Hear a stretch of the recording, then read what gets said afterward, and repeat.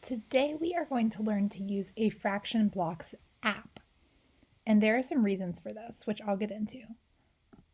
But as you all know, we've been using blocks to show fractions and decimals. So this is 1 whole, this is 1/10, and this is 1/100th, just like we discussed in the math talk last week.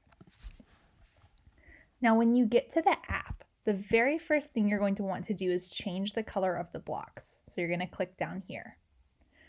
And if you like, you can pause this video, go ahead and open up the link for the app, and you can follow along with me as I show you how to use it and try it out yourself. So I'm going to go into my app, and originally it was like this. So I had all the pieces yellow. I want to change it so that my pieces are different colors. Then it should look like this. So you'll have a blank screen with all your pieces here on the left. You've got your ones, your tenths, and your hundredths. So let's say you want to solve 1, 9/10, and 5/100 plus 2 and 3/10. So you'll come over here, you'll grab your 1, and I'm going to use the text feature to write my number that I'm doing. So it's 1, 9/10, and 5/100. I'll put that up here so I remember what I'm doing. And what am I adding to it? 2 and 3/10. So I'm going to do 2 and 3/10. I'll put that over here. And I'm going to put a plus sign so that I remember that I'm adding them. So I have my 1 and I need 9/10. So I'm going to grab 1 and 9. I want to spread them out a little bit so I can see them.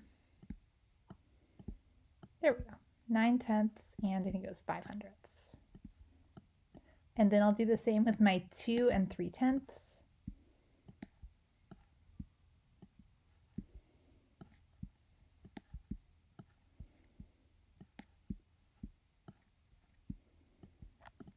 And so now it's time for me to find my answer. So I'm going to put an equal sign up here. And I have to check out first how many holes I have. 1, 2, 3. Oops. So I'm going to come over here. I'm going to write my 3. And if I mess up, like I don't like that decimal point, don't click this button because it will completely start you over. Just go to the eraser and you can erase it instead. Or if you don't like something like a block, for example, you can click on the block and say, let me show you what I'm doing with my keyboard. You can click on the block and click the delete key. So you can get rid of that block if you don't want it there. So going back to my problem, I know I have 3 holes. 3, got my decimal point, and now I have to figure out about my tenths. So I see that there are more than 10. Now here's why I have the keyboard up here.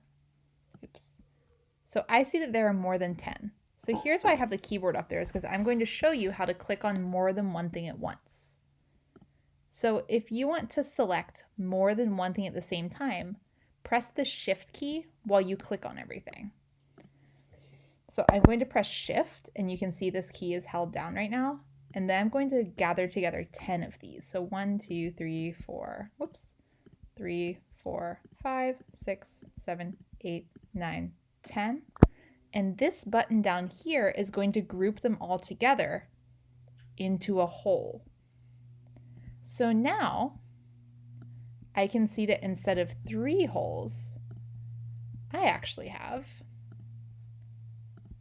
not 3, but 4 holes. And then I have 2/10 and my 5/100. So my answer is 4.25. Now I'm ready to share my work with the class. So I'm going to take a screenshot just like we learned last time.